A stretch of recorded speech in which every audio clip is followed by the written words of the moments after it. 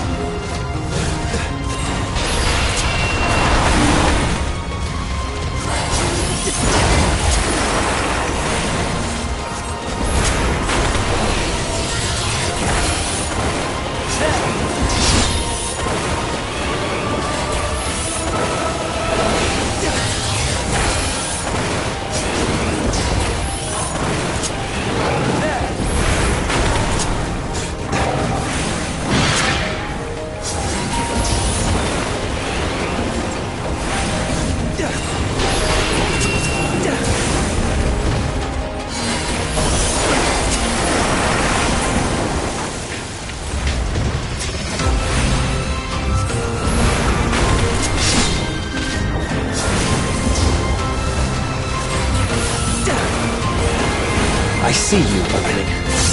Out of my way!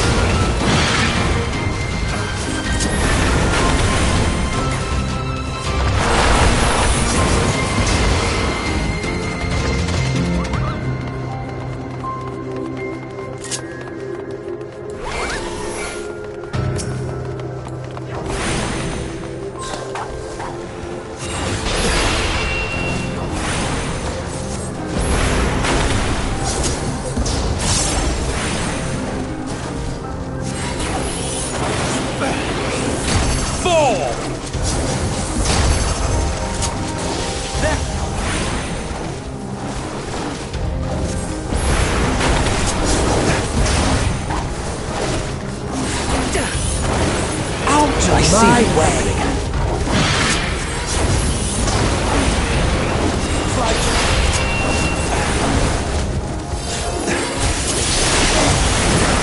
I'm not entirely useless.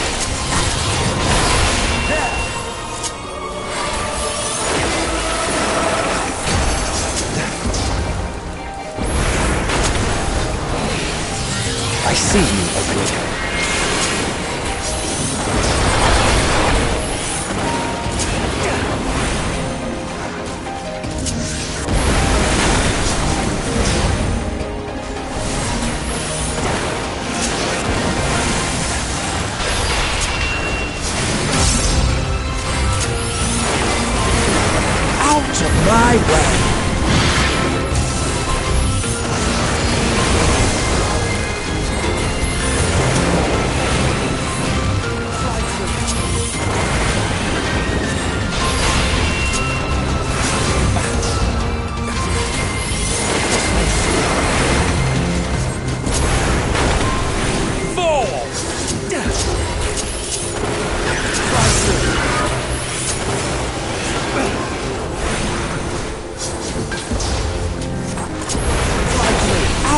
My way.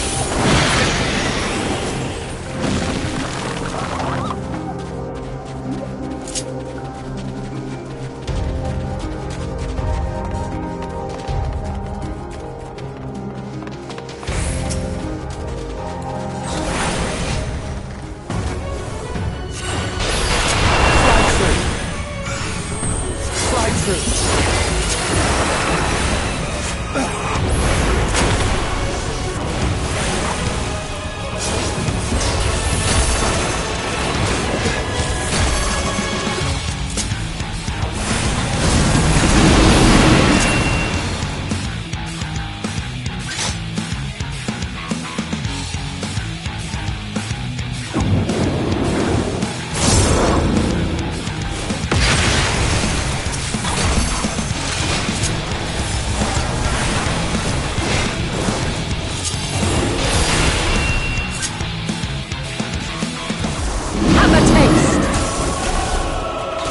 I'm not entirely useless.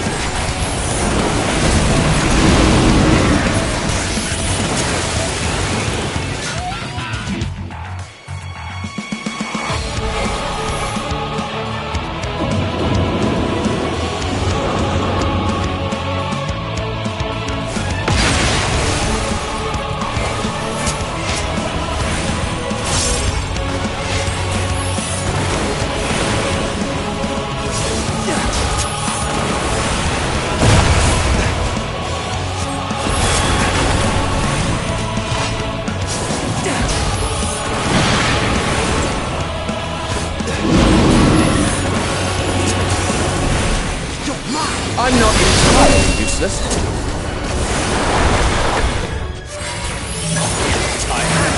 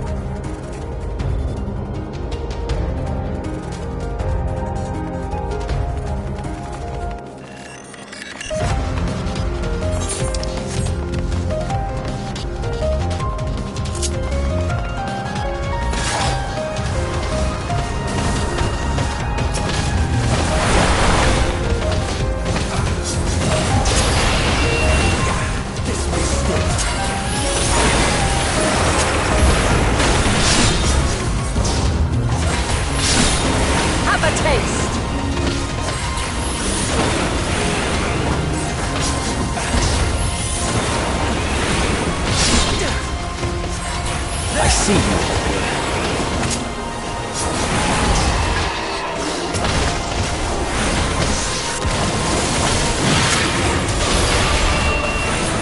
I'm not entirely useless.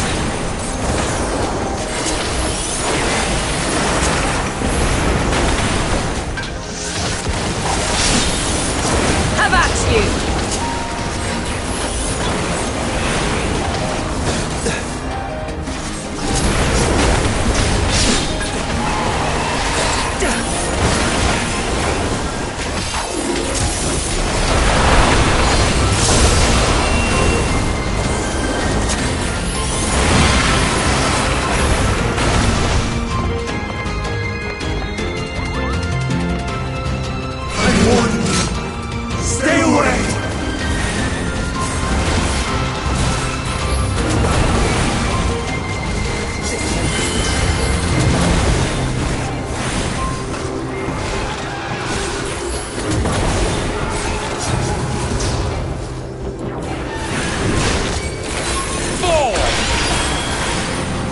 This may sting. This may sting.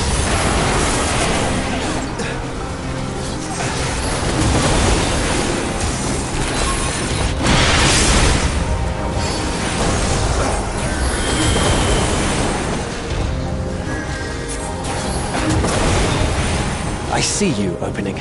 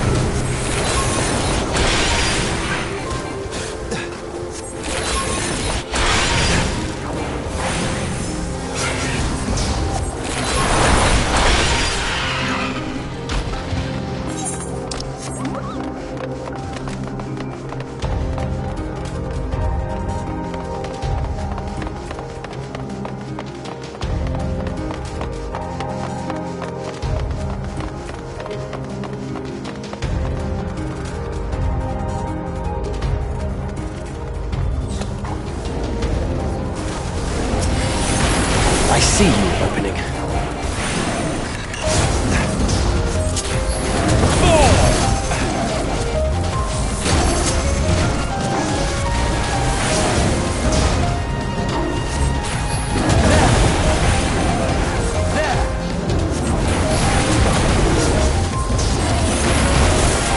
This may sting.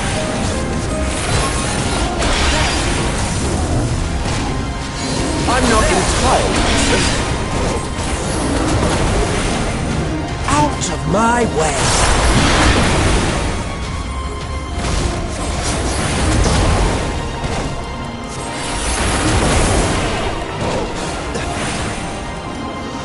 Have a taste!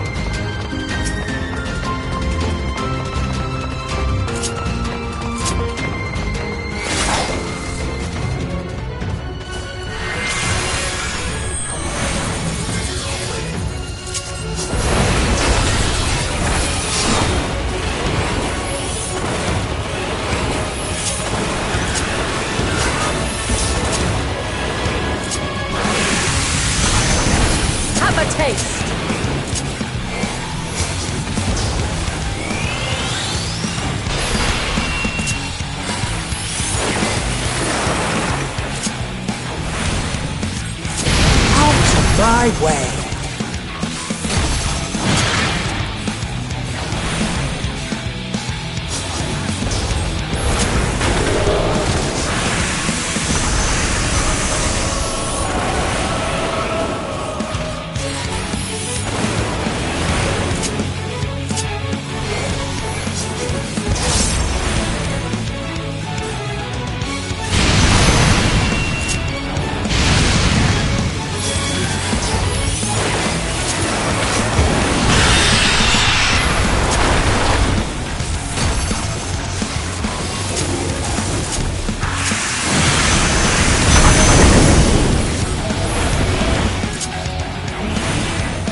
I'm not entirely useless.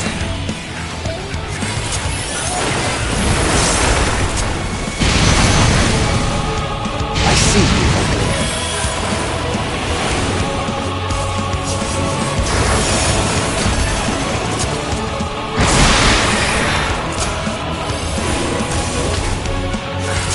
I'm not entirely useless.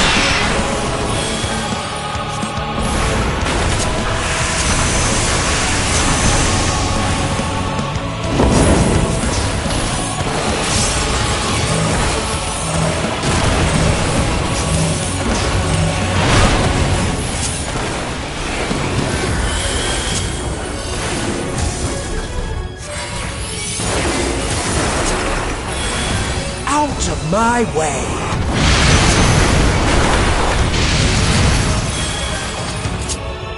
I see you opening.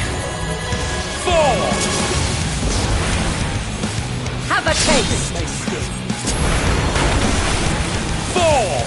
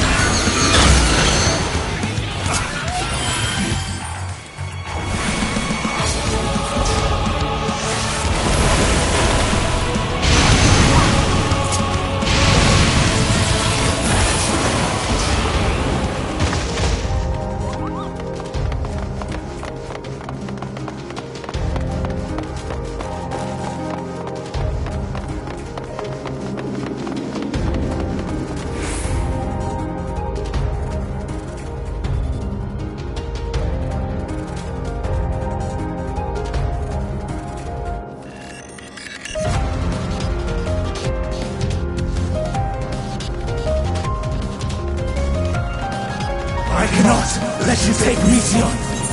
Not yet.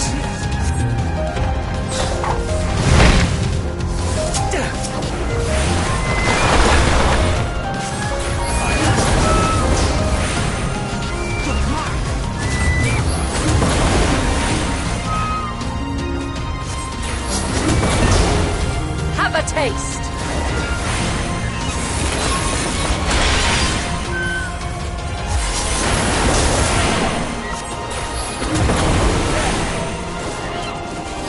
Out of my way!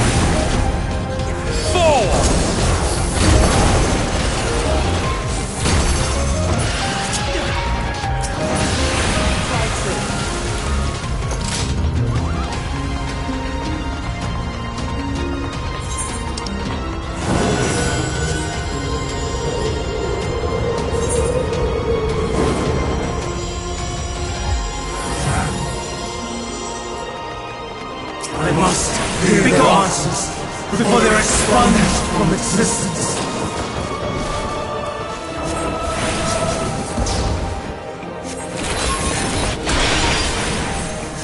I see you opening.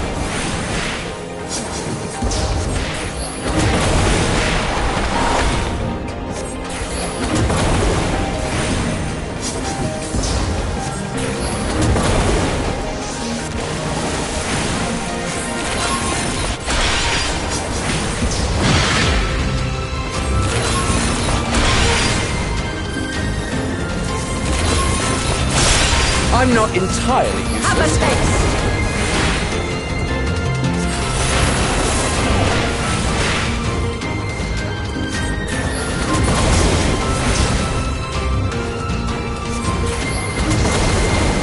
I see you opening.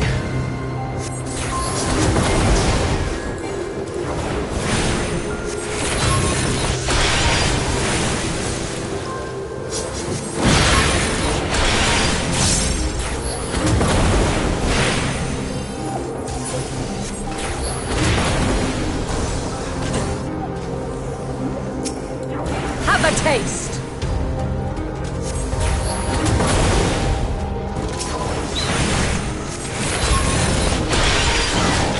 I see you opening.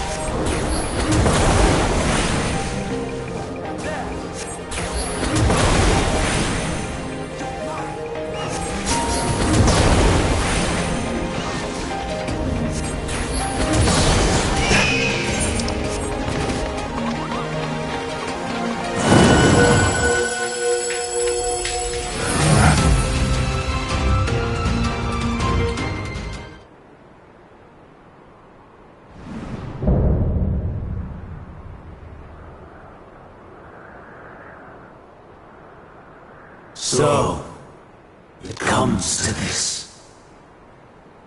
I've no wish to fight, but this time, I cannot yield. Though the world may think me a mad, desperate fool, I will hold fast to my conviction.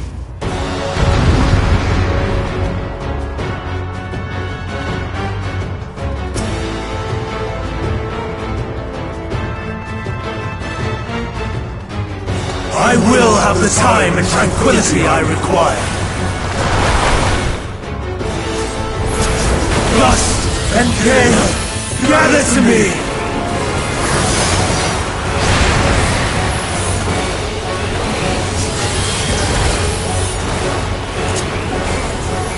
Ancient brand, unleash your power!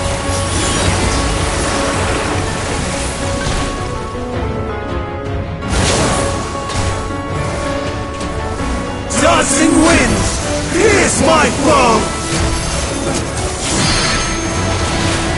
I'm not entirely useless. Stars on high, fall as rain! I see you.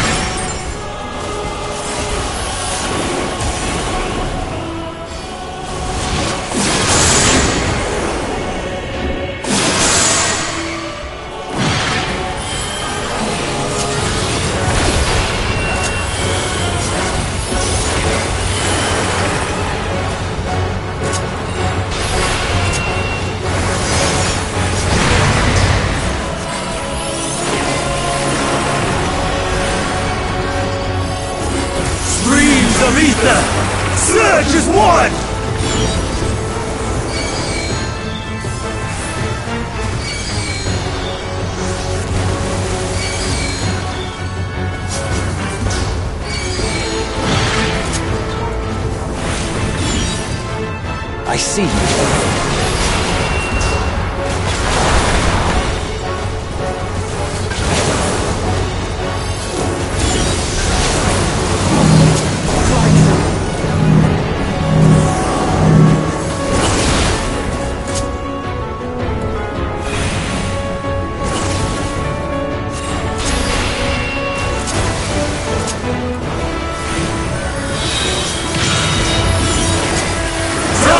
Winds! Pierce my blow!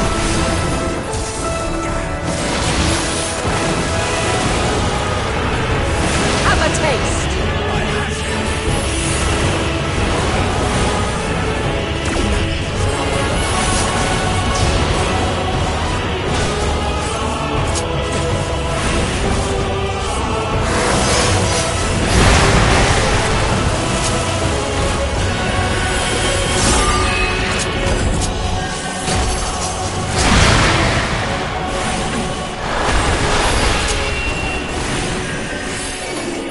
Stars on high! All is rain!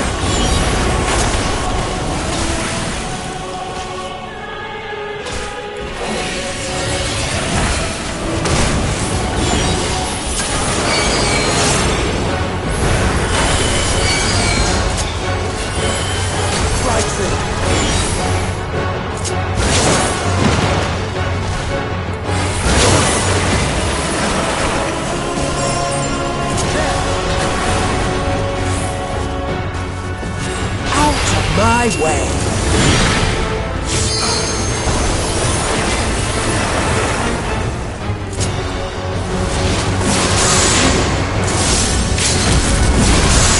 I see you.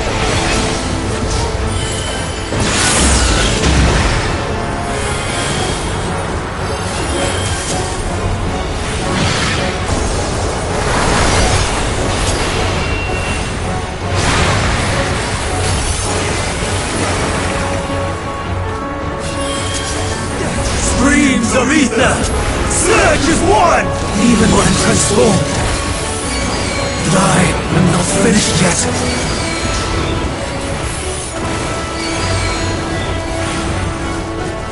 Out of my way.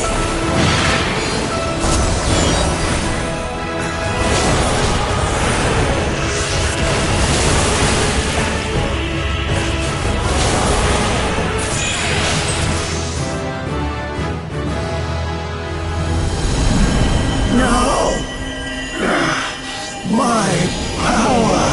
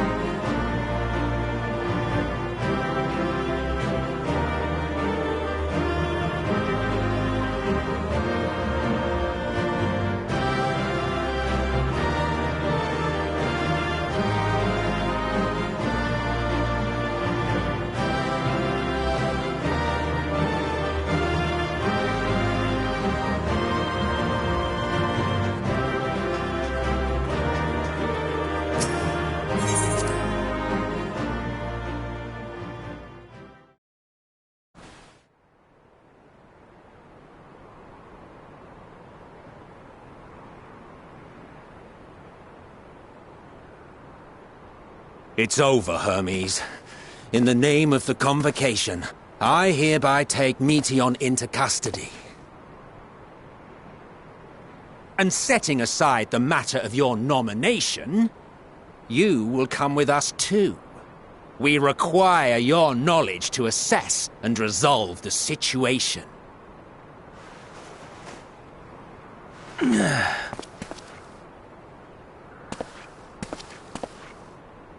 Meteion, I am so sorry. Would that I could have listened to your report in full.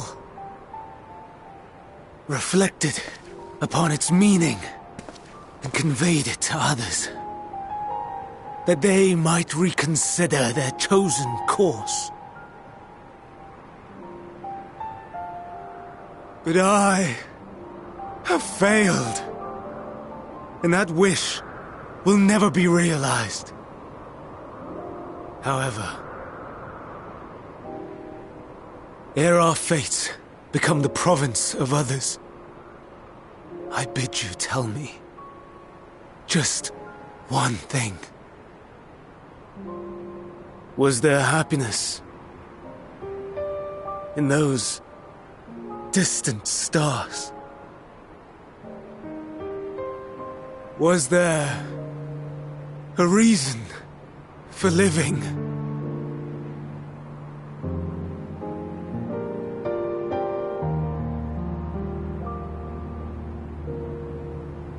We conducted our search as per your instructions. We scoured historical records, communed with the spirits of the deceased, heard the final testaments of the dying, welcomed their shadowed hearts into our own. One race had striven to create a world bereft of animosity. They renounced relationships to avoid interpersonal strife, and in so doing brought about societal collapse. One race had renounced war and devoted itself to the enrichment of its people. They were conquered.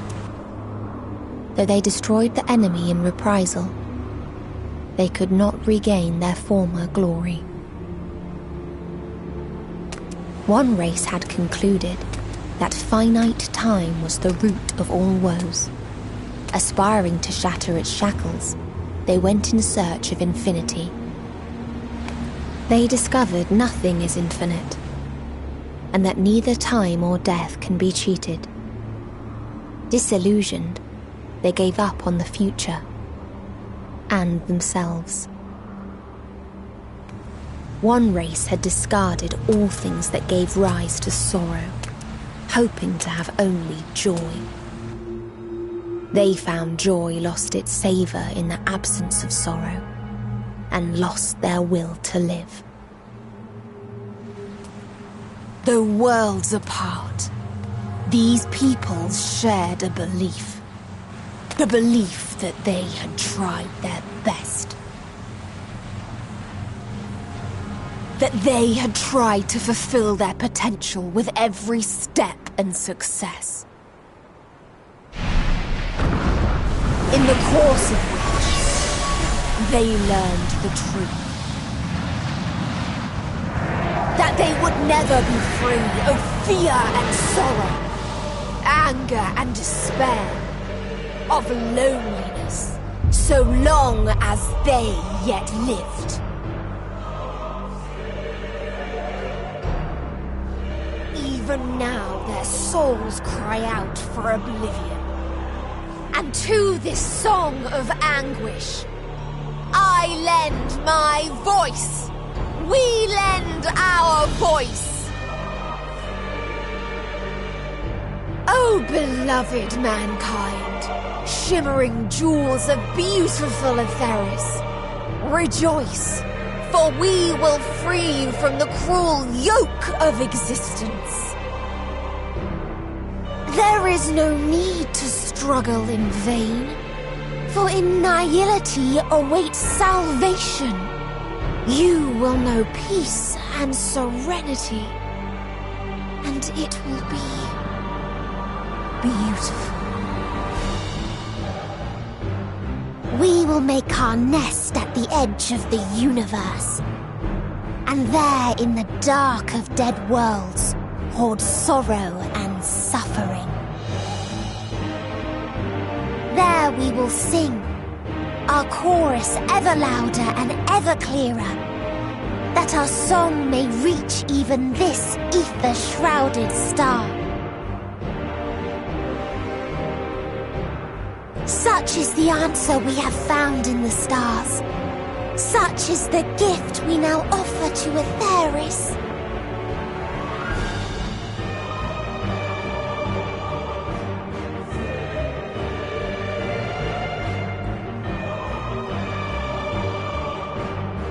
Who are you to decide our fate? To decree we live or die?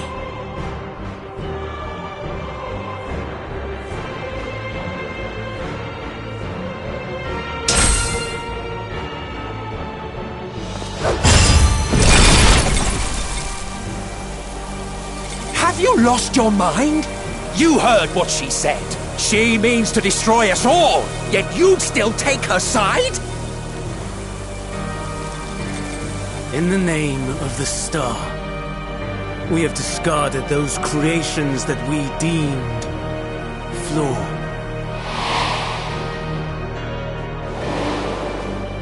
If we ourselves are flawed, does it not stand to reason that we too should be discarded? That is sophistry, and you know it! Perhaps it is. Perhaps I am wrong. Who is to say that you are right?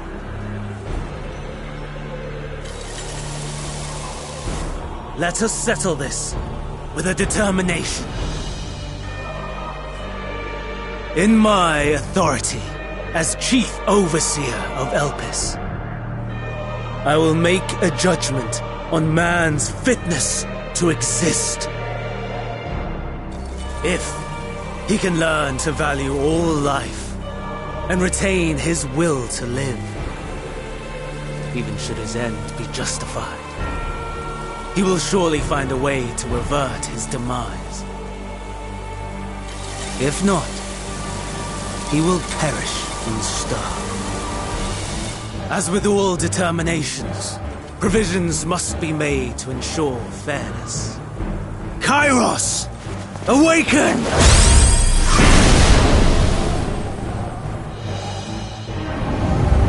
Memory reconfiguration system Kairos activated. Awaiting instruction. Command. Universal memory alteration. Target area. Catesis Hyperborea. Starting point. Arrival of Emmett Selk of the convocation at Propylion. Endpoint. The present. Erase the memories of all events and replace with a vague recollection of the following. I was here, preparing to demonstrate the functionality of Kairos to Emmett Selk and Hitherdays. Meteon's shared consciousness became unstable. She and her sisters could not sustain their existence, and all dissipated at the burst. The resultant shockwave accidentally triggered Kairos, which erased several days of memories from all present. Execute. Command acknowledged. Initializing. 3 processes remaining to execution. Bravo. I dare say one would be hard-pressed to make it fairer. Everything that you told us, everything that has happened, the fact we've even met, it will all be gone.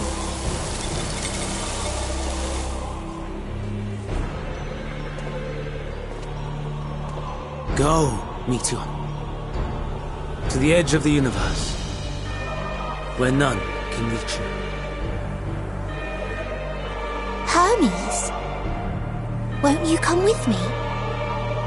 If you were to shed your flesh, I should be able to carry you.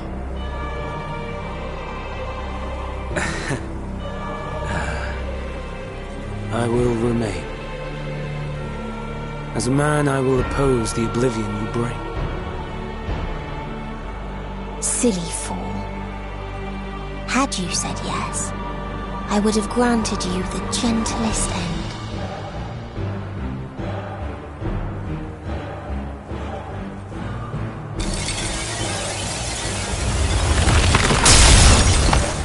This ends here!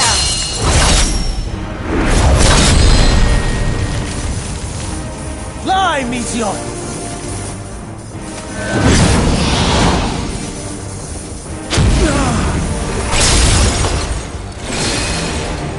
That is far enough, Hermes! Argos, to me!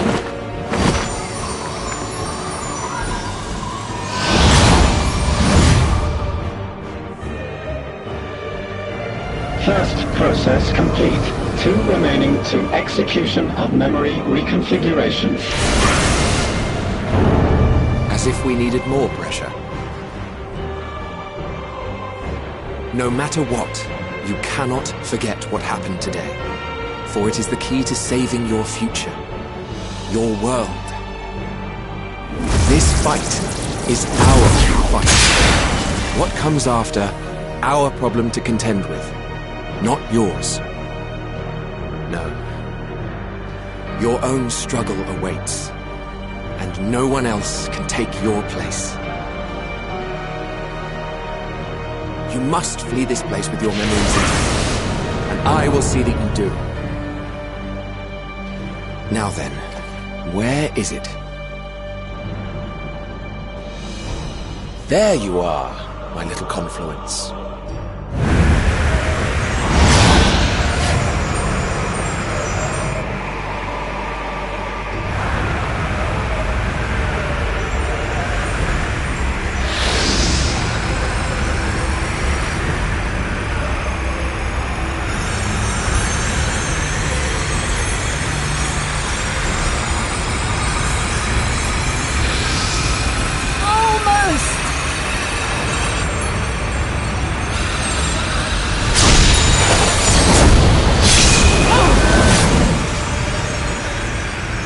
Very well, then.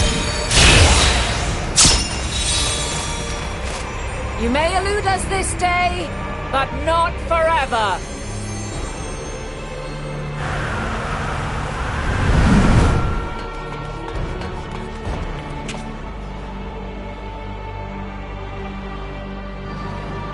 Meteon's gotten away. Second process complete. 1 remaining to execution. No time for brooding. Listen well. Beyond lies a spatial confluence that connects the interior sections of this building. I will destroy the confluence and force open a way outside. When I do, you must jump through.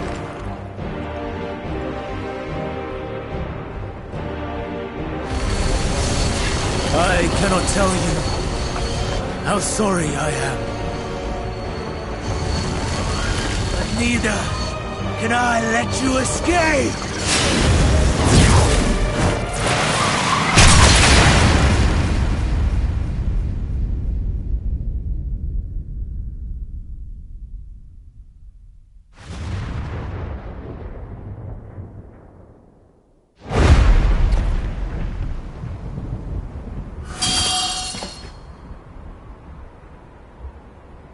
Too brave by half.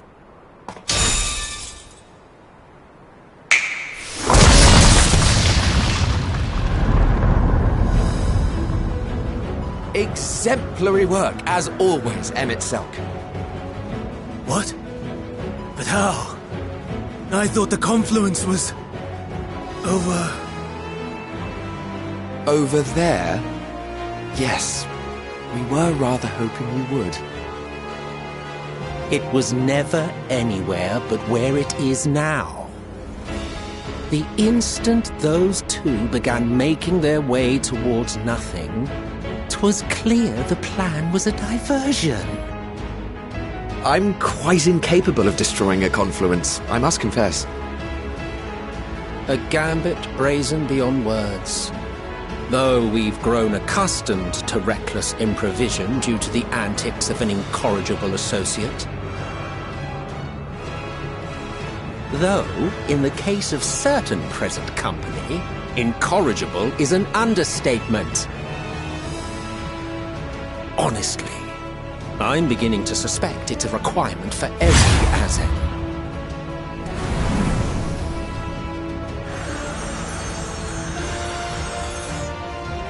There's no time! Quickly! Even now, I do not believe your tale. I would not suffer us to walk such a wretched path. Still, if it must be said, do not squander it, the legacy I leave you.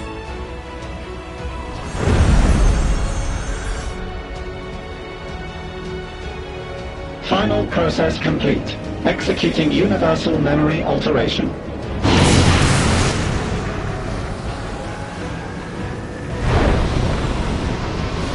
Go, Argos!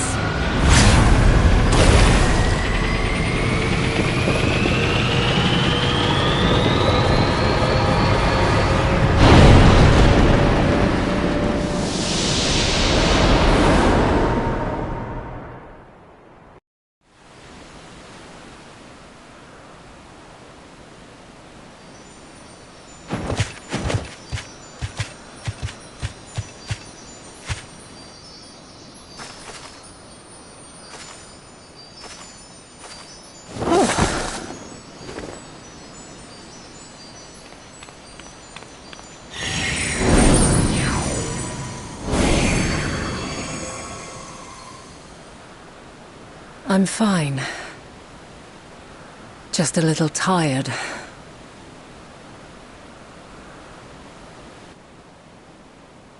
Can it be true?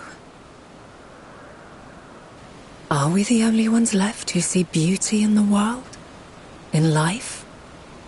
Are the stars above no more than husks of fallen civilizations?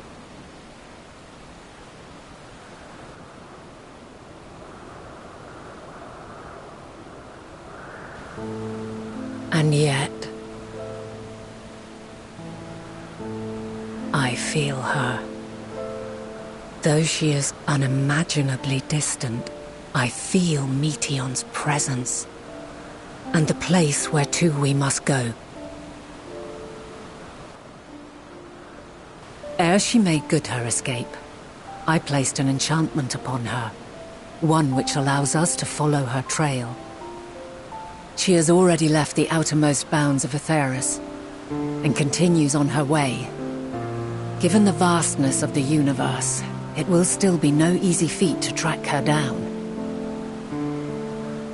But thanks to Emet-Selch and his Ladeus, all is not lost.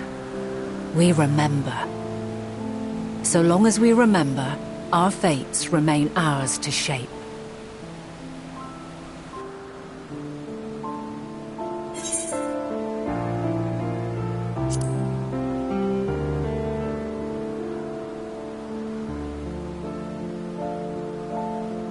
I'd like to know too. Let us ascertain the situation at Ctisis Hyperborea, where they should still be.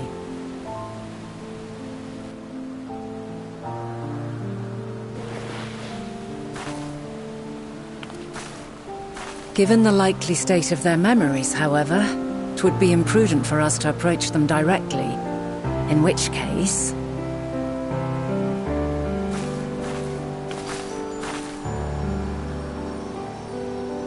I am sorry, my friend. I've asked much of you this day. But may I trouble you one last time?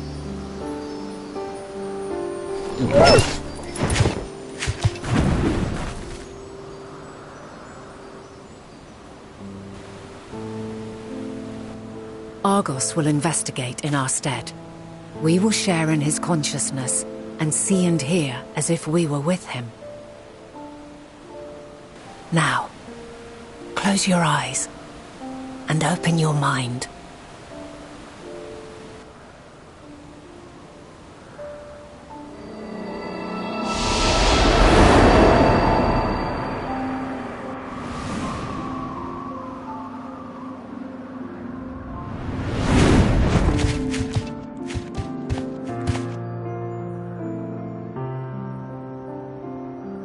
Thank goodness you are unharmed.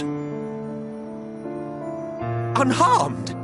There is a gaping hole in my memories. I can scarcely remember arriving here in Elpis.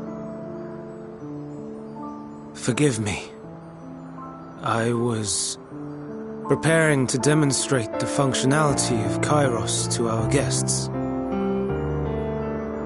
But Meteion, her shared consciousness became unstable. And she...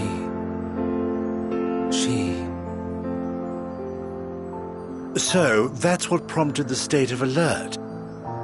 And when you went to investigate, you were caught in Kairos's accidental operation. So it would seem. It's all a blur to me. Such an unfortunate accident.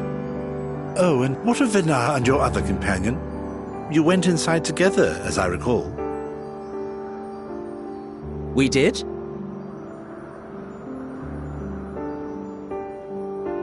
If Vinar was with us, I have no recollection of it. But that there is her familiar, is it not? The fellow seems happy enough, so I think it's safe to assume his mistress is well.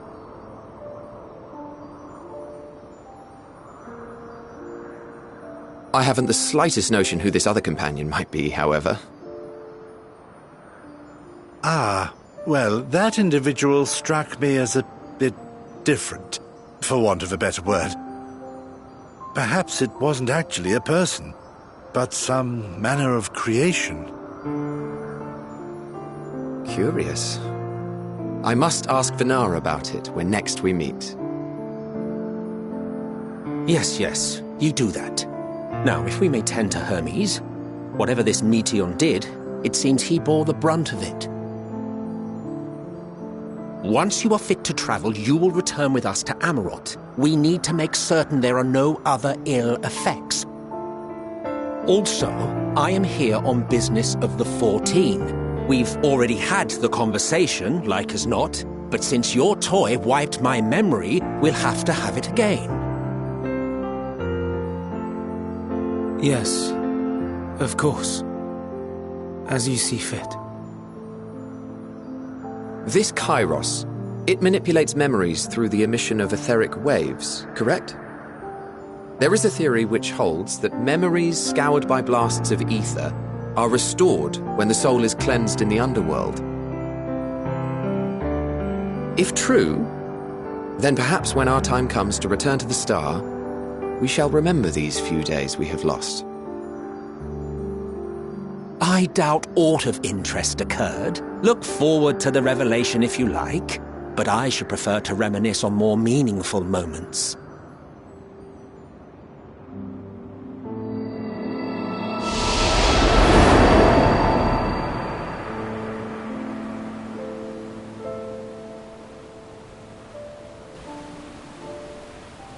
Let us rest, if only for a while. After all, you and I... Oh, we still have a long, long way to go.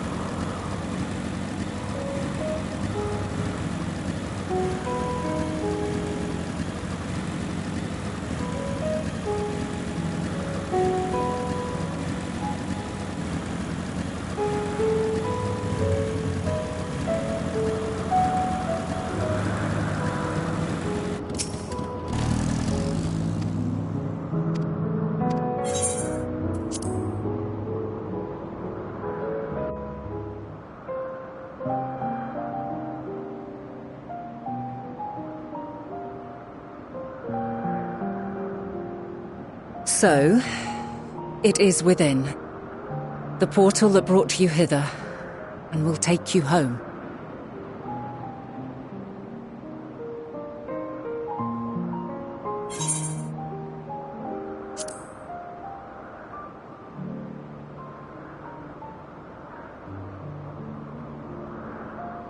May you and yours emerge triumphant.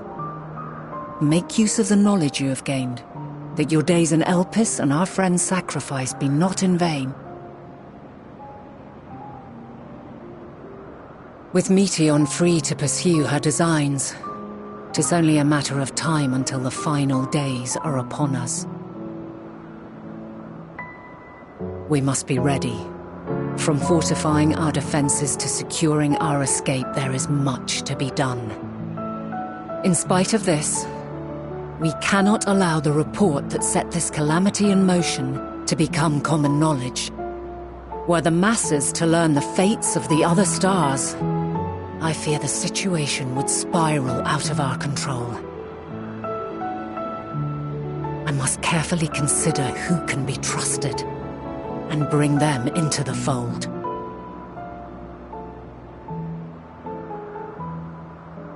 Ordinarily, I wouldn't hesitate to call upon the 14. However, it was the desire for a fair determination that drove Hermes to attempt to erase our memories. Were he made aware of his actions, there is no telling whether he would remain a friend or become a foe. Alternately, we might try to alienate him from the convocation. Yet in doing so, we would deprive ourselves of a brilliant mind who would be invaluable in the crises to come. Quite the dilemma. Which is why I must work independently of the convocation. Regardless of how we proceed, if we are to permanently avert the final days, we must be equal to Hermes' challenge. We must prove that mankind is worthy to exist. And this hinges, I think, on how we confront the all-consuming despair that accompanies a senseless and seemingly inevitable end.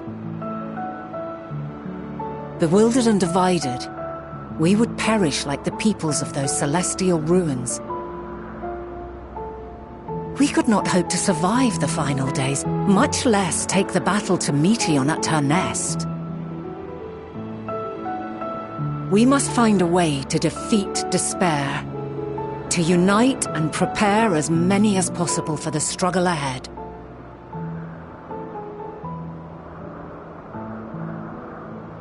Heavy will weigh the burden of guiding this legion of souls. Yet I have faith in mankind's potential.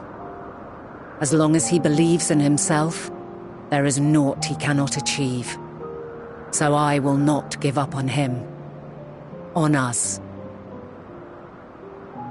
You may find your world to be very different. Or perhaps the erasure of our friend's memories has sown the seeds of a conjunction between us. We cannot know until the moment is at hand. So shall I strive to do my best, taking naught for granted as I walk my path.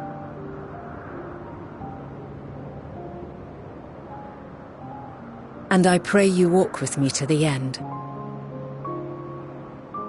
As you move forward, so too will I, as will all, resolved to fight for the morrow. And when mankind has found the strength to stand against despair, we shall silence the song of oblivion. She who sings it will learn our journey is far from over. This I promise.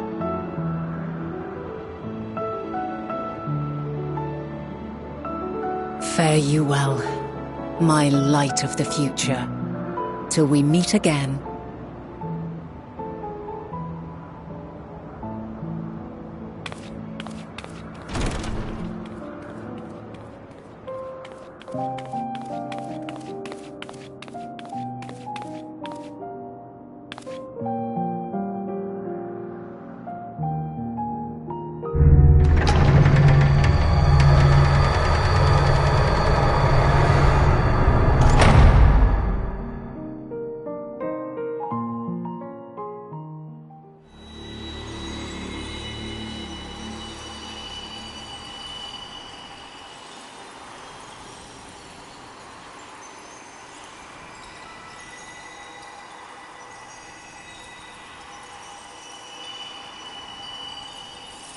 From this day forth, I shall strive to bring honor to the seat of Vandana.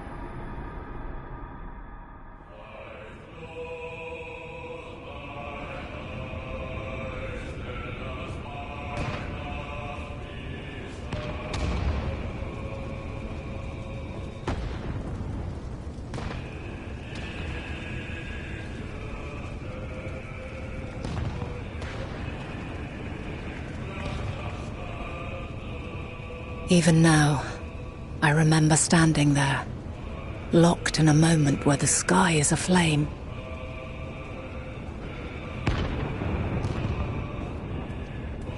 Where stars fall as tears, and screams darken the seas. Where resignation rots the trees.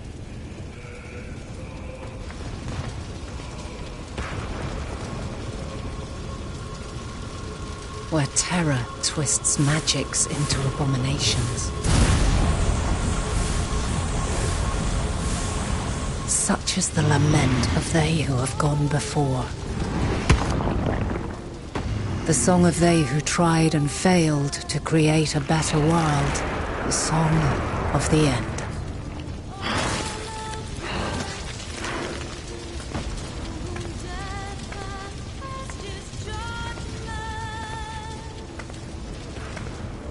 That which hides at the edge of the universe is no longer hope's creation.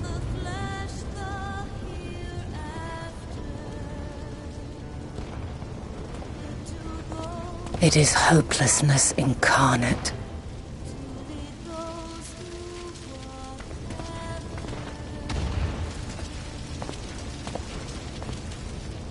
That day, mankind saw half of its number sacrificed to bring forth Zodiac.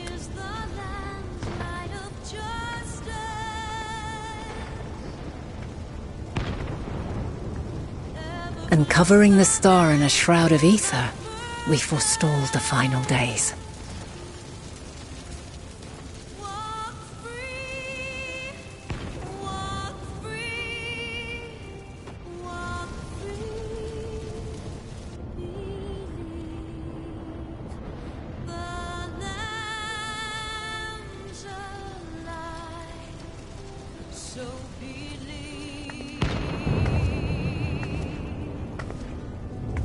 Yet the cries echoed still. We wept for innocence lost, wailed for death inevitable.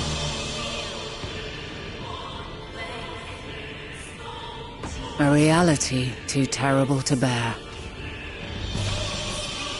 And for too many who sought comfort in gilded memories of joyful days and tranquil nights.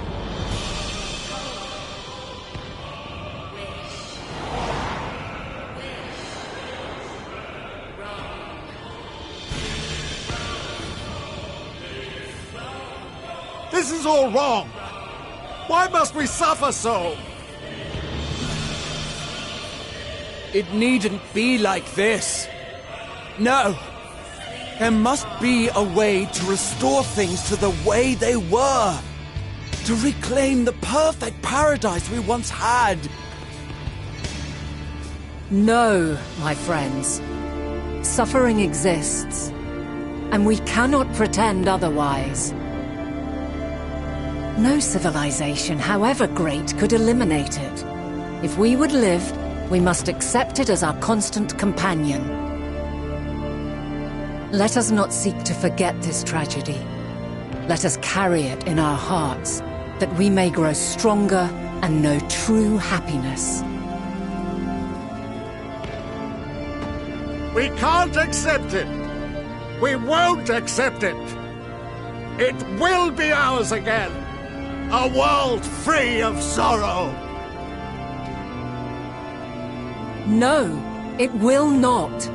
For there has ever been sorrow.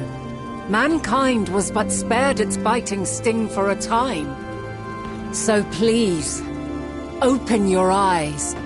To try and reclaim those lives we lost by sacrificing yet more isn't wisdom. It is weakness. No paradise is without its shadows. If we cannot accept this truth and learn from our pain, then our plight shall be repeated.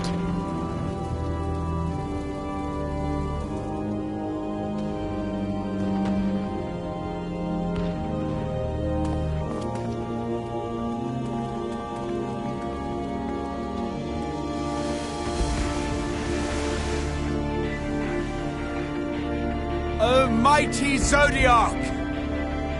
God, born of our boundless faith, we bid you, hear our prayer.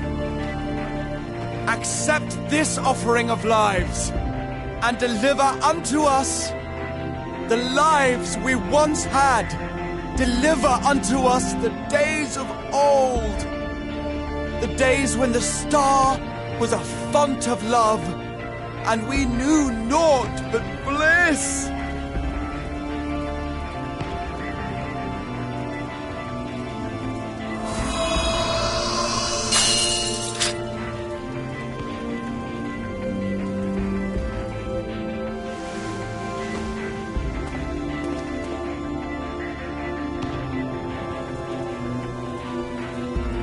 You would destroy it? Our beautiful world?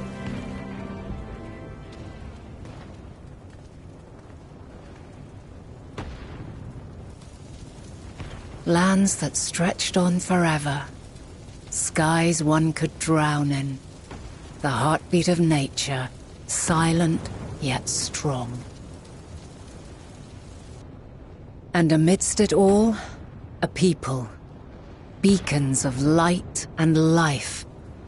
Laughter that warmed my heart like naught else before.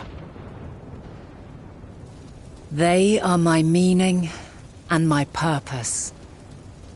My love. In spite of, or perhaps because of this, I choose to believe in mankind's potential, in his ability to find a way forward.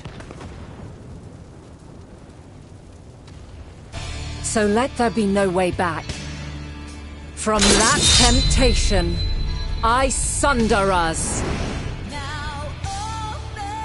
No more shall man have wings to bear him to paradise. Henceforth, he shall walk.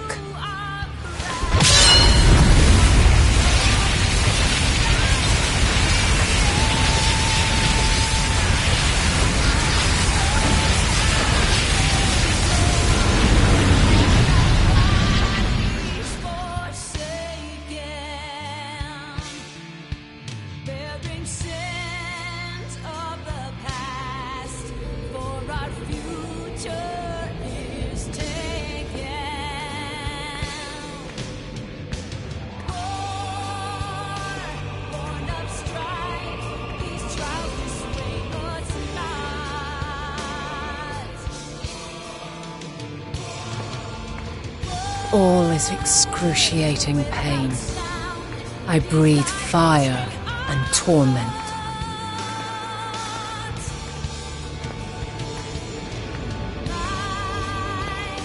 I birth a world of suffering to mire and plague.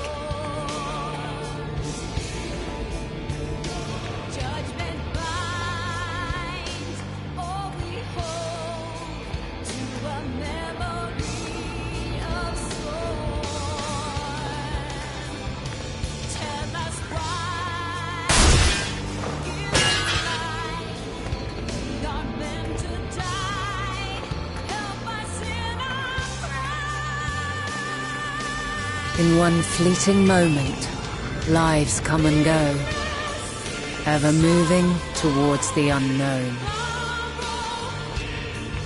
And in that fleeting moment, they cry for the answer to the question.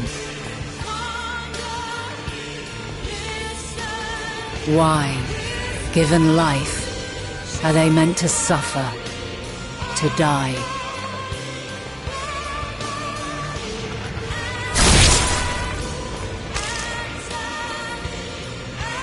As fragmented, imperfect beings, yours is a never-ending quest.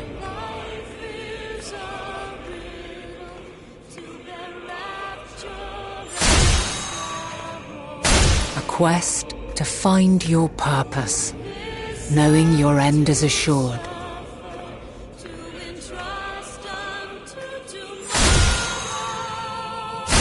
To find the strength to continue when all strength has left you. To find joy, even as darkness descends. And amidst deepest despair, light everlasting.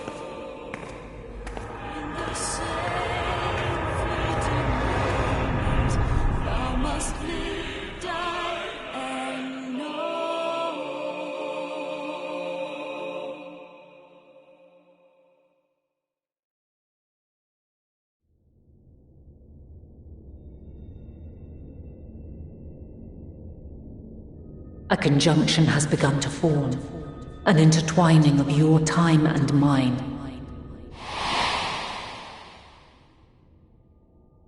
When you truly understand what is at stake, and your journey has prepared you to surmount the insurmountable,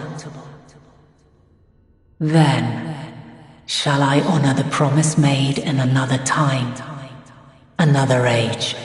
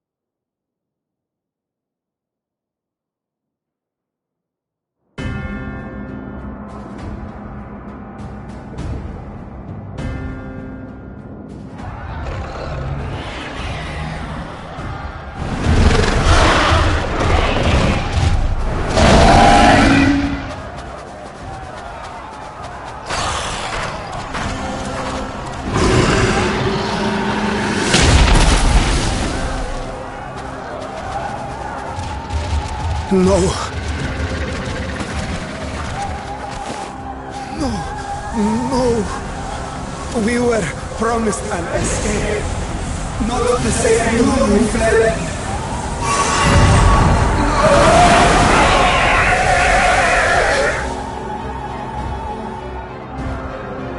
I shall not meet my final days here in this blasted waste. Calm yourselves! Your panic is our greatest enemy. Come, we must build a line of defense.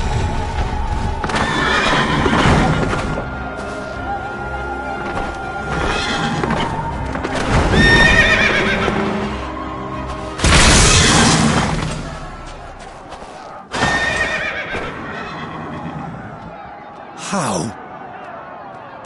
Leave the fighting to us, Father. You must lead the people to safety.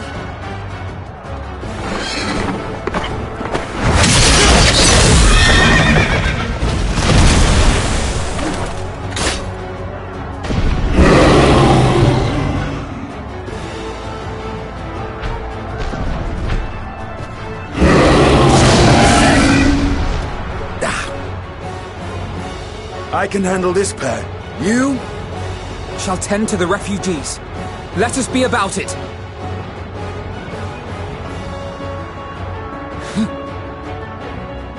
As you wish, my little lord.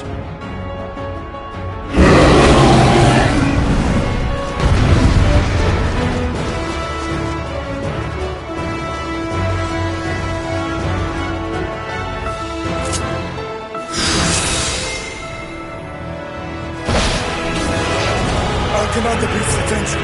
See to the wounded. Help is at hand.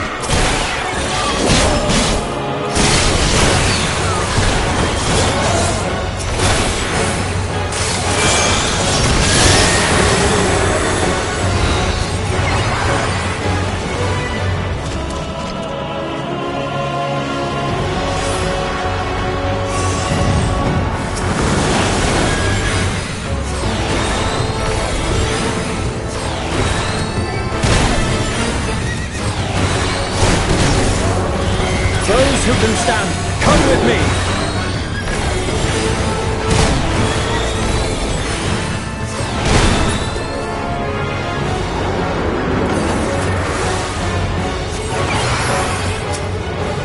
You're safe now.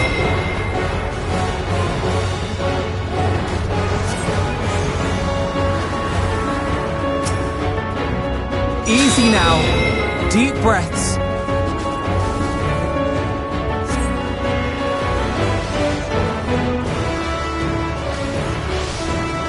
Worry not for the refugees, but for yourself.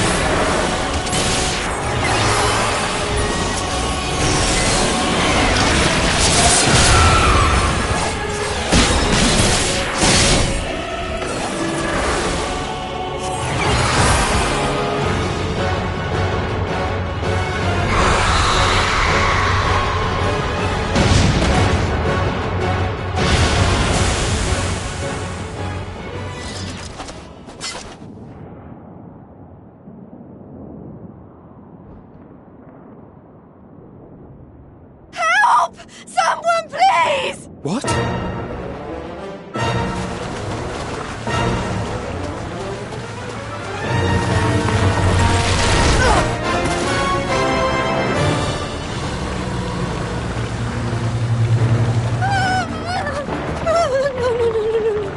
Don't. I don't want to die. Forward! Let not a single fiend escape!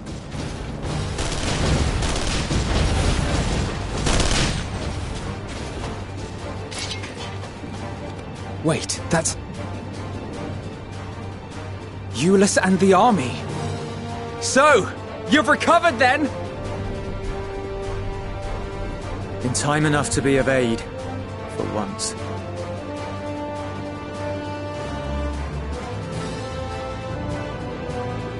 We can speak of it more later.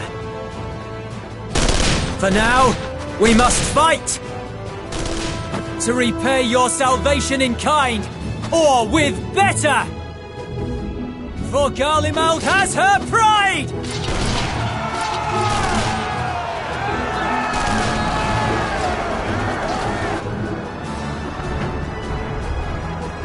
Of that I've no doubt.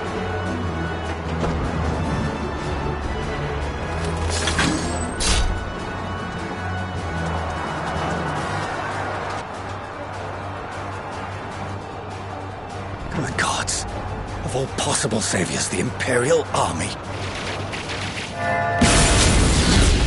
Oh!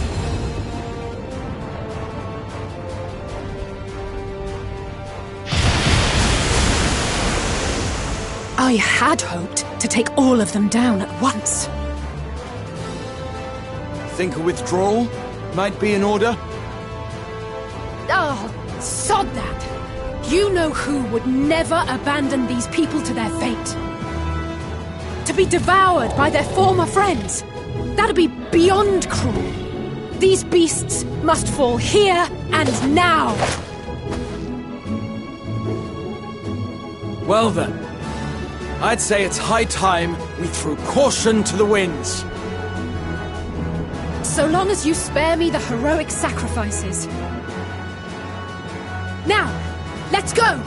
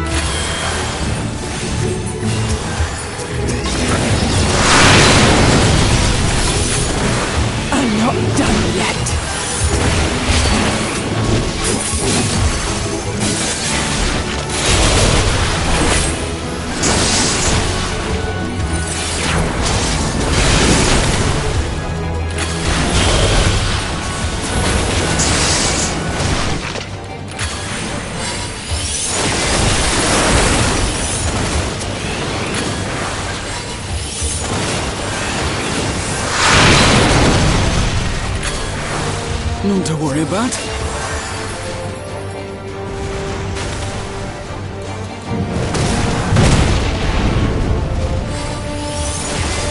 The air crackles with energy. Find cover!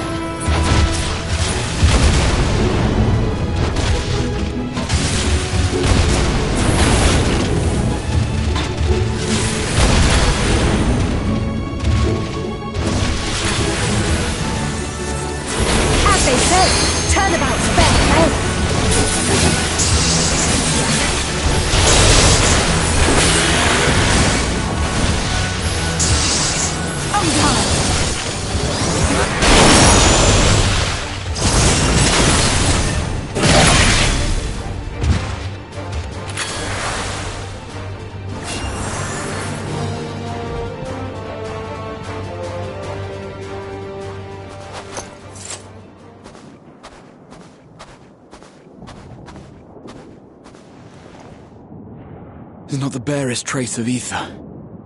Maybe there really is no way to bring them back.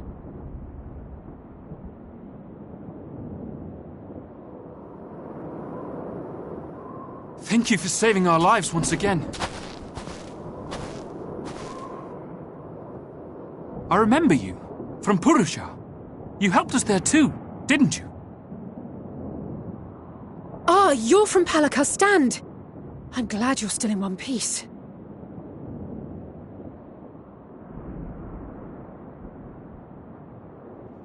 Or you will be, once I see to that injury of yours.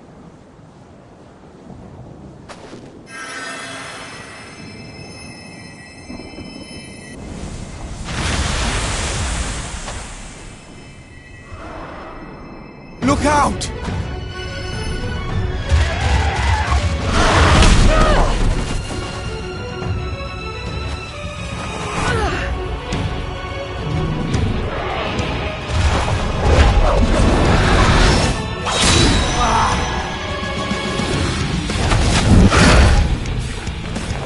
Get out of here! Quickly!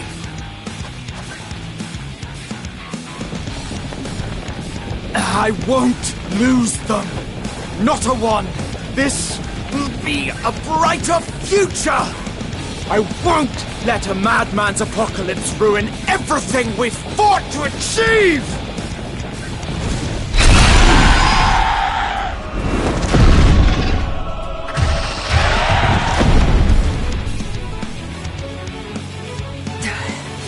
Get it together, Alize.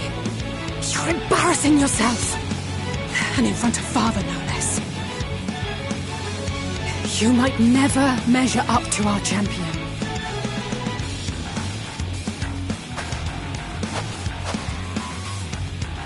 But we ask too much of him as it is. You mustn't let Eorzea's hero fight alone.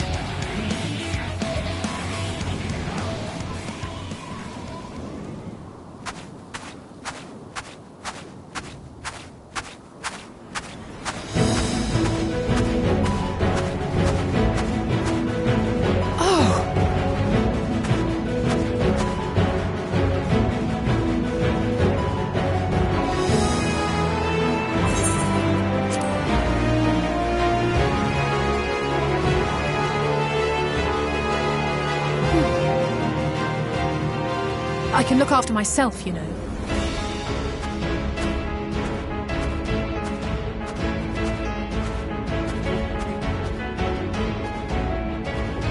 Everything's in order, I trust?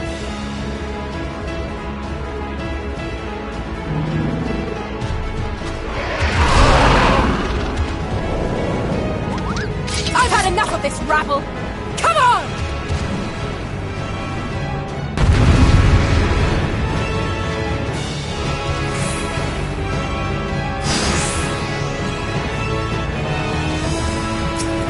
Oh, a trio for the ages!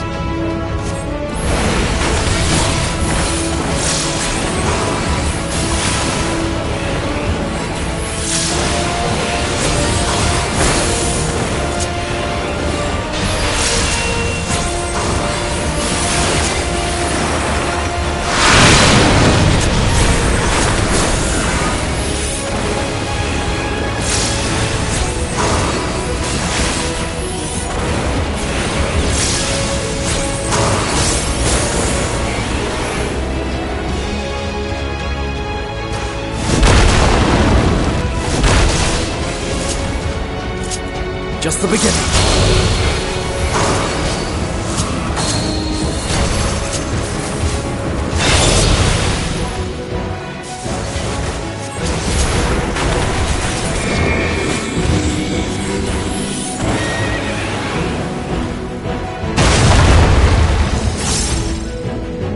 I had a feeling I'd find you here. This should be the last of the worst troublemakers. With me!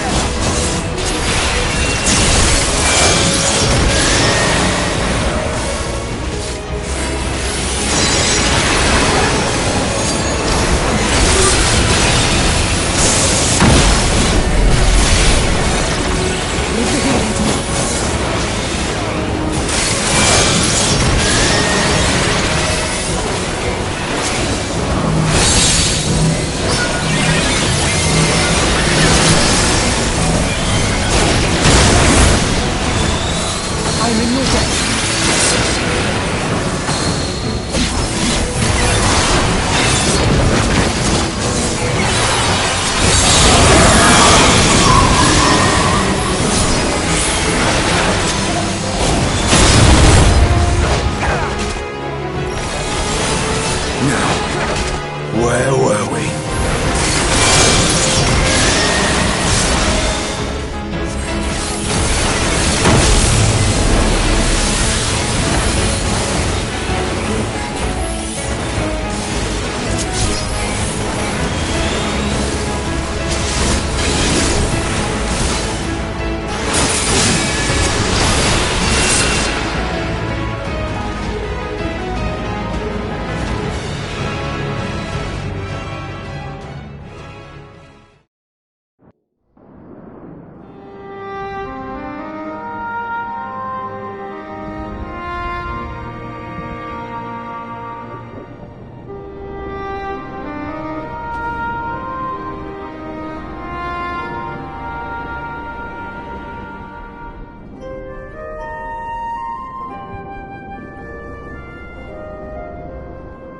You must board without delay. The ship will depart ere long. Your offer to host us in Sharlayan is most appreciated. But will the final days not soon fall upon it as well?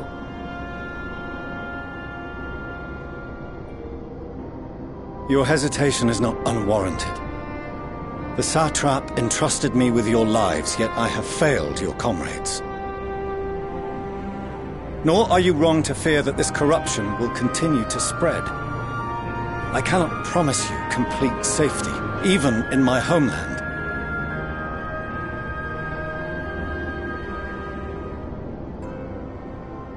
What I can promise is that I will do all in my power to protect you.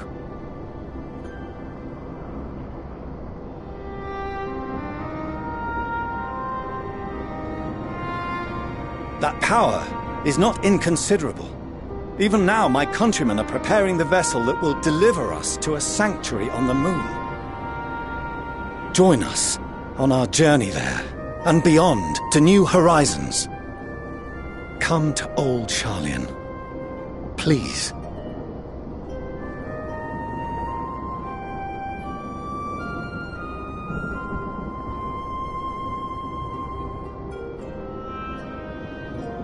We would be fools to refuse such a generous offer made in earnest.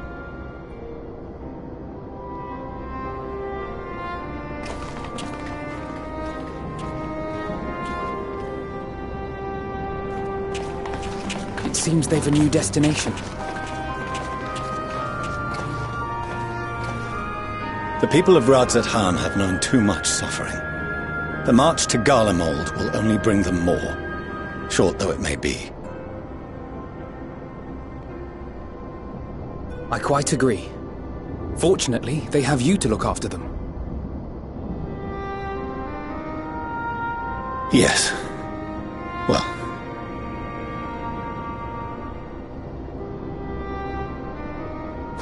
Behind you!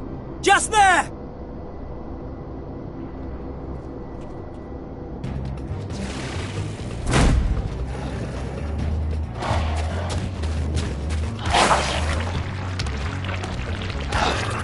More of them.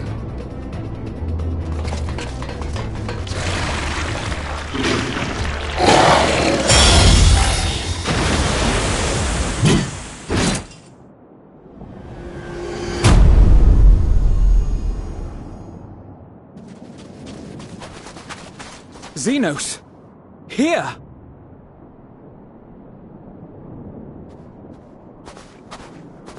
You'll be all right. Hurry to the airship.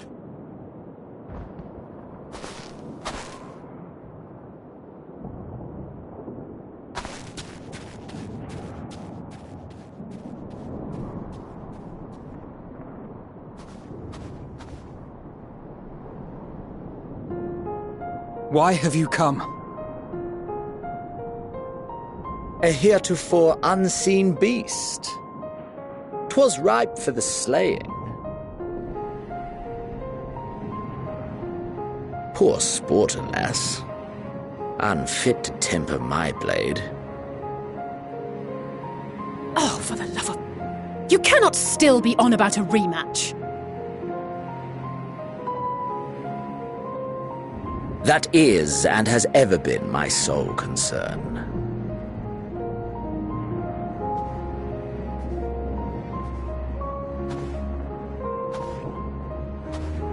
You, on the other hand, are fixated on a different quarry. Your passion pales before mine, yet neither hate nor despair seems sufficient to recapture your misdirected bloodlust.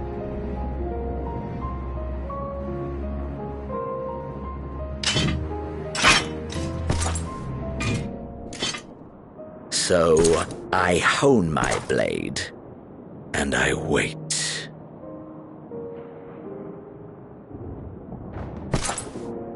That's it. That's all you care about.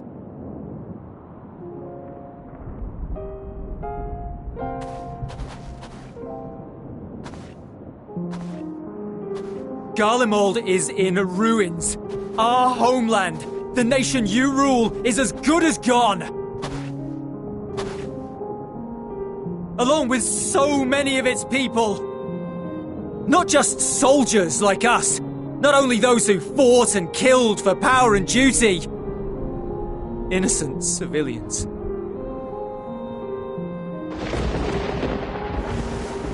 Murdered by their own flesh and blood. Lost and confused as they breathed their last. While we who survived with our lives and minds intact were left to freeze to death. The Eorzeans tell me all this was your doing! You slaughtered your countrymen! You did! For what? For nothing, in the end. So much wasted effort. You bastard! For your own sake, Eulus, you must control your anger. It will serve no one should it consume you and see you transformed.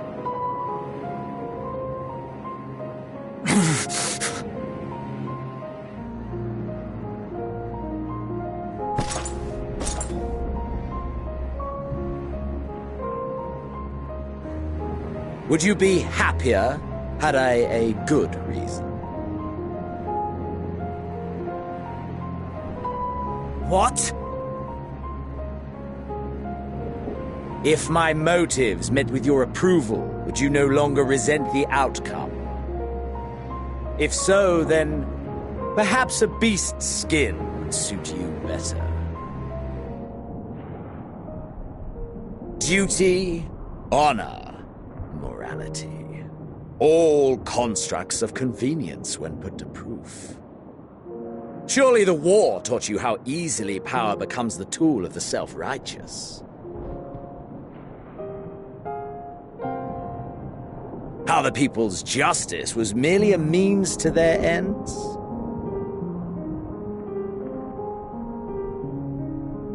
Yet you would ask me why. Ask any creature of this star and those above for answers, and they will tell you what suits their fancy. And they would be right to do so. What meaning there is to be found in the petty vicissitudes of your existence must be gleaned by you, and you alone.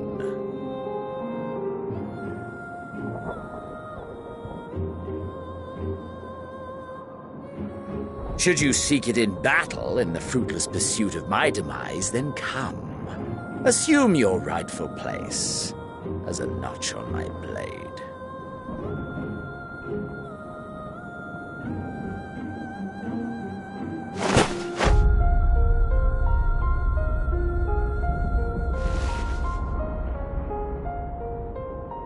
You are a blight on the Garlean race, and there would be no more satisfying way to expunge it than by beating you to death.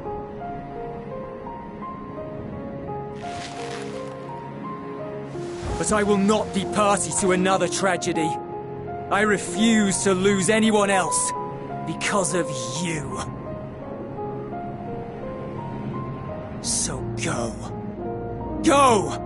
And may we never suffer your madness again!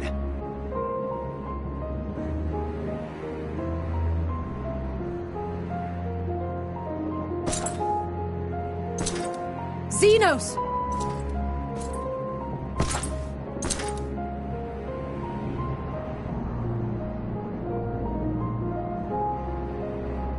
Perhaps you found meaning in living this way. I cannot deny you found strength. Yet if you only pursue your hedonistic pleasures and pay no heed to the plight of others, then no one will give you the time of day. You will never get what you want, not even the battle you pine for so dearly. You'll be alone for an eternity, and you'll deserve every agonizing second of it.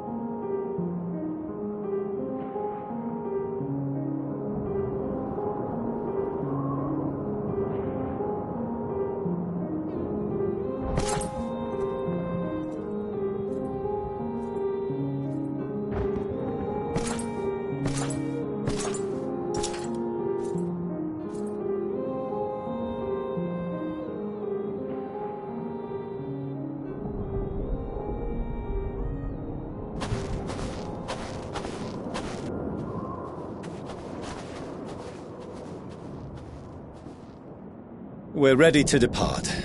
The refugee ships will be leaving shortly, but I've asked mine to remain for the time being.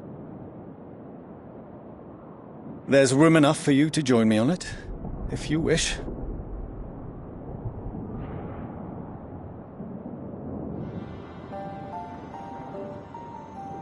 Do contain your surprise. I needn't agree with the Scion's methods or intentions to acknowledge that their deeds are deserving of gratitude. We appreciate the offer. But might I ask why you are delaying your departure? I presume it is not solely for our benefit. I must visit Garlemald ere we return to Sharlayan. Having caused such an uproar, 'tis only meet that I explain myself to the Ilsabard contingent.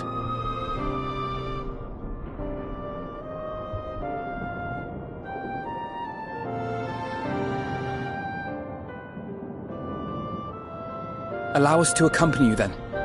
We should be glad to facilitate, given our familiarity with all concerned. If you would like to join as well, Euless, we can speak of recent events on the way.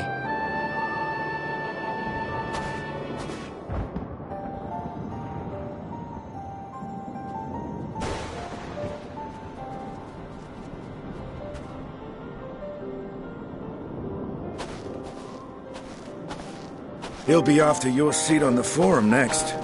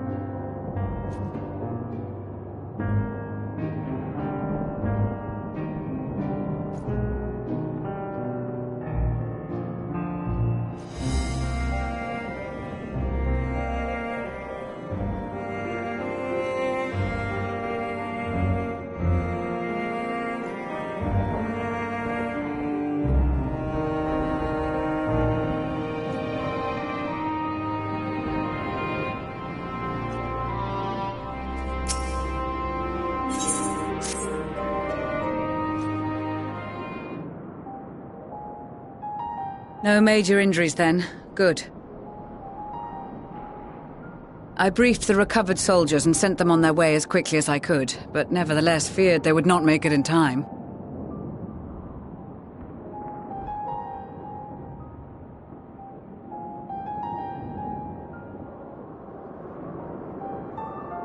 The additional support was invaluable.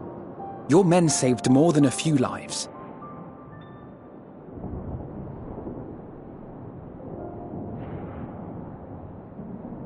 Though not all, I regret to say.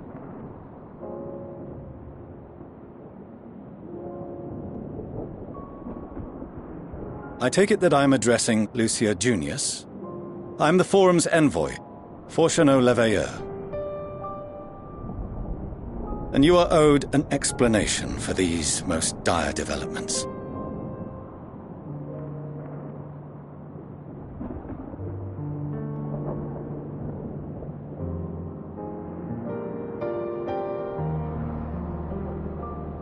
Another trial wrought by the final days. I was beginning to suspect as much. You doubtless feel some consternation having been forced to abandon your original plan. But trust me when I say you were right to send the refugees elsewhere. Beasts have been sighted within the capital. Perhaps it was a stroke of grim fortune that the population was decimated beforehand, as they've yet to appear in any great number, but in time. In any case, Maxima leads the remainder of the contingent in an effort to cull the creatures and evacuate the populace as we speak. Once the airships have taken to the skies, I pray your men can be persuaded to join him. You'll permit us to retain our weapons? I wouldn't have sent you after the Scions were I expecting you to stab them in the back. And I, for one, would not consider past transgressions more relevant than future contributions. Regardless of the circumstances that saw us at odds before, we need men of courage now, more than ever.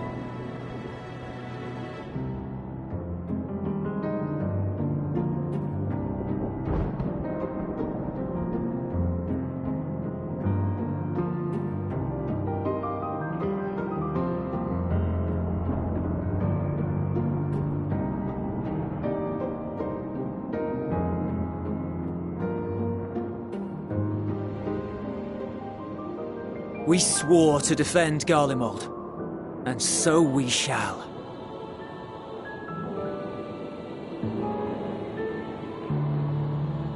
It seems you have everything under control. You will excuse me then, for mine own duties await. A moment, Master Fortuneau. You did desire to express your appreciation for services rendered, did you not? I did. Though if you intend to again ask that Sharlayan alter its course, you will find my gratitude insufficient. 'Tis nothing so onerous. I wish to hear the details of this grand endeavor of yours.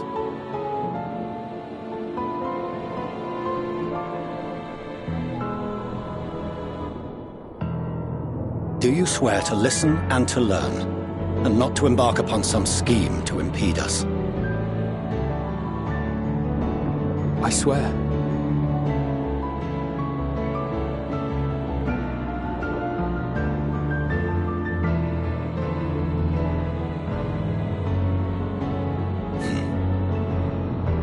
Any other, I would doubt.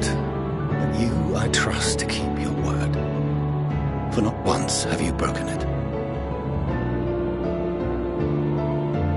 Very well. I will request that the Forum make you privy to our plans. You may await our summons at the Baldessian Annex, assuming the decision is in your favor. Does that suffice? It does. You have my thanks. Excellent. You can regale us with tales of your most recent sojourn to the First while we wait.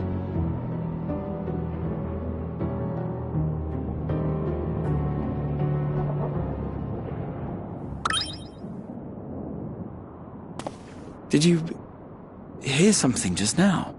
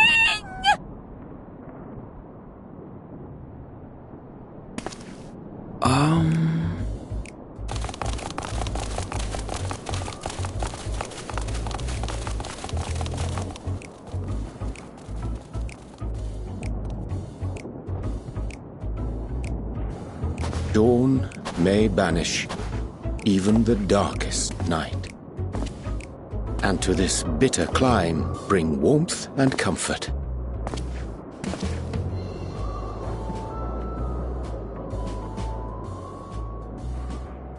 "'Tis heartening to see such an assembly upon my return.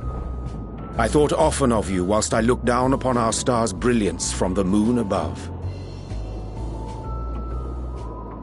Yes, but what are you doing here? And dressed like that? Aren't you cold? Verily, I fear for my health should I proceed to expound upon our purpose ere I procure more suitable garments." Then allow me to summarize. We're here because none of you lot are up there. Nor has anyone deigned to send word about any changes in the plans. It's rude, is what it is. At least that's what I thought at first, but then folks got to wondering if you weren't in a spot of bother, so we decided to take matters into our own hands. Come down here and help, if our help be needed. So she says, but it's also something of a convenient excuse to visit Etheris. Oriange made it sound absolutely marvelous. More so before the impending doom, but still. And it's not like there will ever be a better time. What with the aforementioned doom? marvellous, they say, yet not an ounce of pudding to be found. I must suffer Urianger's inferior works no more. Hey! Maybe consider the plight of present company before you go blathering on about pudding and doom? Ahem. As I was saying, should you require any assistance with whatever, we are at your disposal. We were born from Hydaelyn's love for the lives of this star, so naturally we would much prefer to see them continue. Twiddling our thumbs up on the moon is hardly conducive to that, though, is it?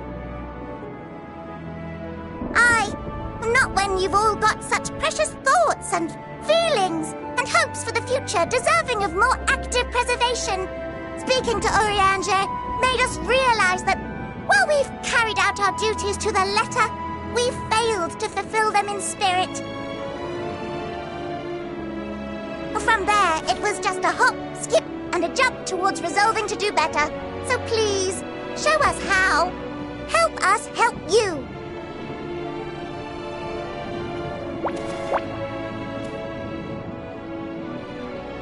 Forgive me, but are they...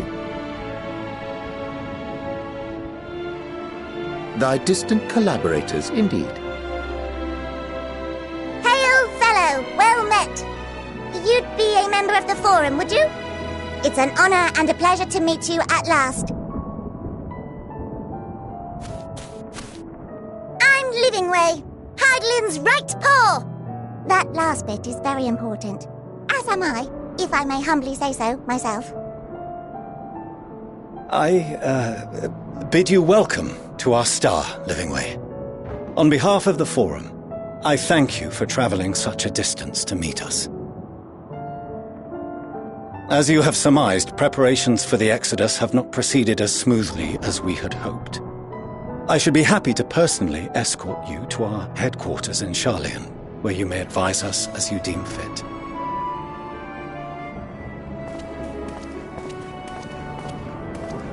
'Twas with reluctance that I set aside the great work of readying the moon for habitation.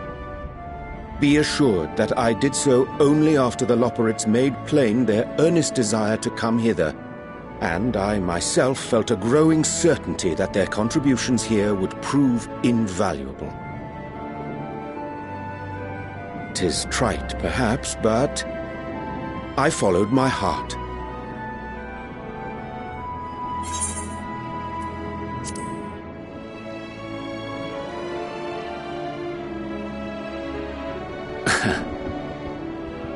I am no esteemed philosopher of eld. Nevertheless, 'tis my hope that what little knowledge I shared shall serve them well, and perchance help save us all. Wilt thou attend us at the Forum and lend thine own wisdom?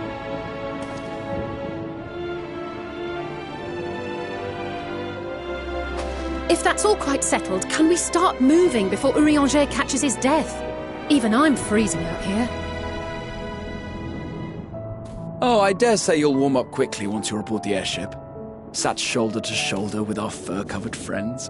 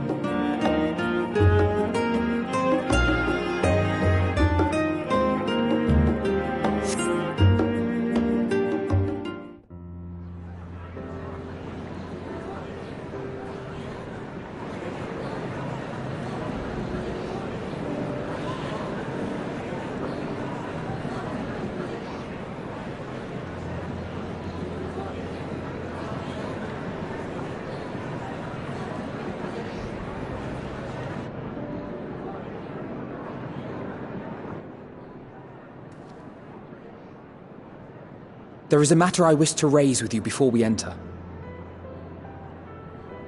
We are here to listen and to learn. But if the Forum's plans are more or less what I expect, then I should like to make a proposal that will serve our ends. By your leave, of course.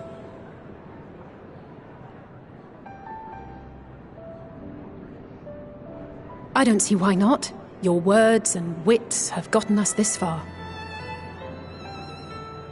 Agreed. I will present our queries so that you may consider the most advantageous way to advance your proposal without distraction. Thank you, everyone. If I may have your attention, the ad hoc session will now commence. The purpose of today's assembly is to brief the Scions of the Seventh Dawn, at their request, on the Great Exodus. You may enter.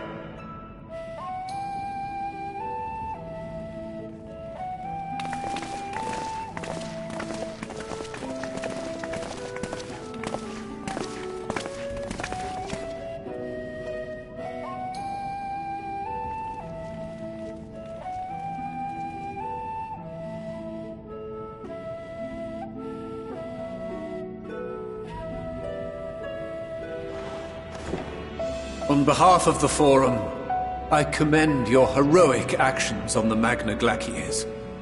We shall not soon forget your service to us and the people of Radzadhan.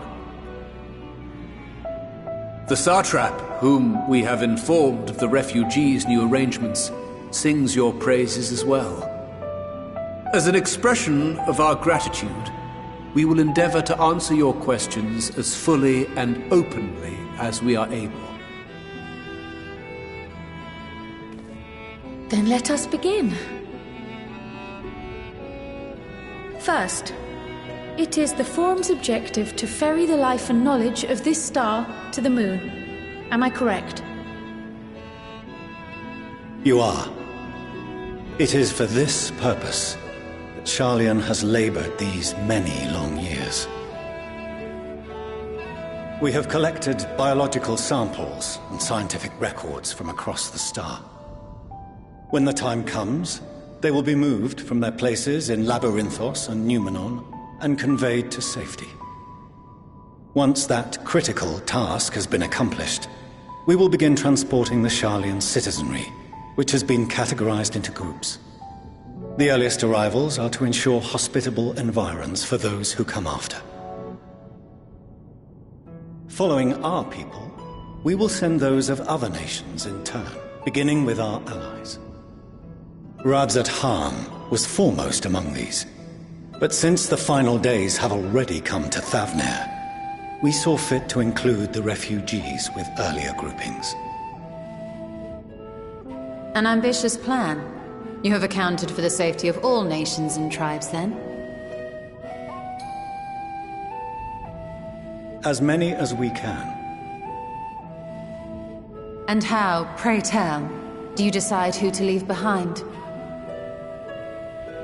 To journey beyond the sky is an unprecedented and immeasurably difficult endeavor.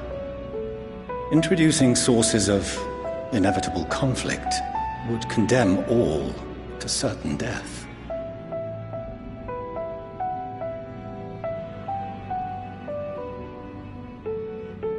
Questions as to the validity of that approach aside, are your plans proceeding apace? We're under the impression that your primary means of celestial transportation is incomplete.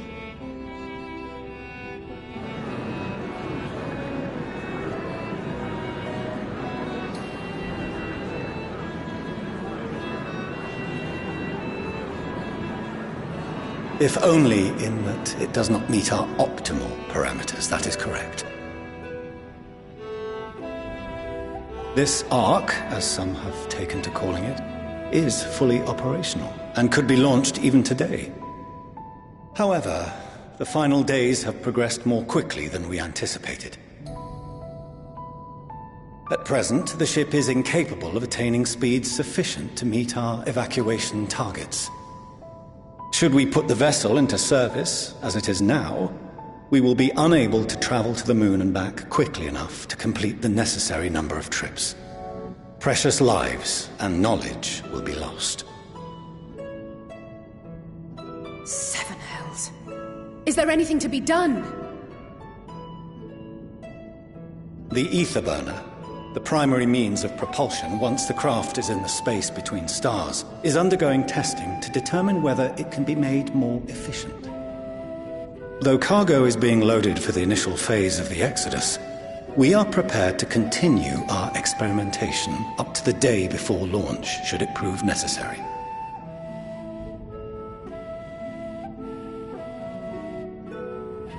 What if the Scions were to solve your problem?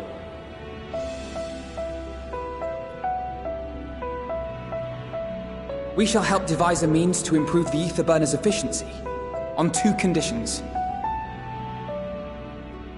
If we succeed, you must allow us to meet with Hydaelyn.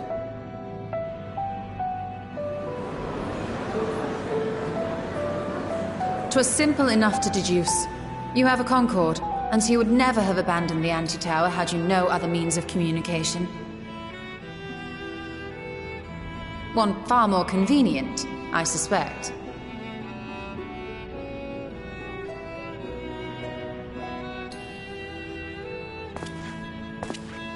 The second condition, also to be met upon our success, is that we be permitted to propose another use for your Ark.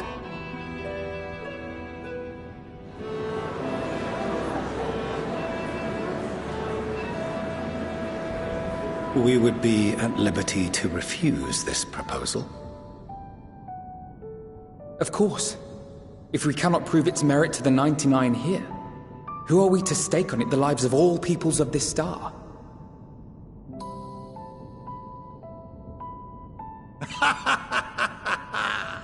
Delightful as always, Master Alfino.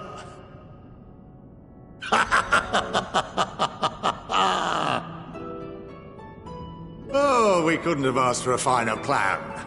Allow us to solve this complex engineering problem of which we were entirely unaware until moments ago. What could possibly go wrong?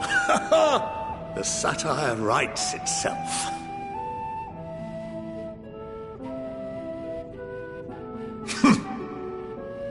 Yet, what field has not benefited from a change in perspective? When we are at wit's end, what we need is not the same dry theories recited ad nauseam, but fresh inspiration.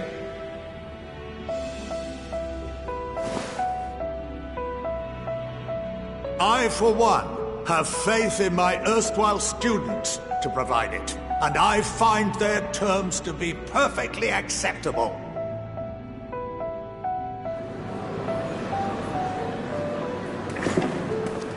Order! Order! We have no time to waste on debate. I call a vote. All in favor of agreeing to the Scion's terms?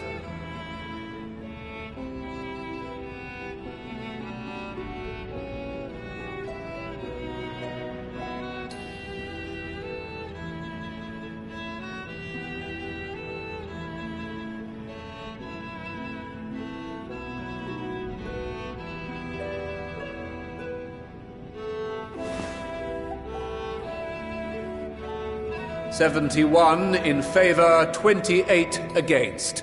The ayes have it. Fortuneau, as the architect of this project, you are the best candidate to show them its current state. And bear in mind that regardless of your personal misgivings, this is the will of the Forum.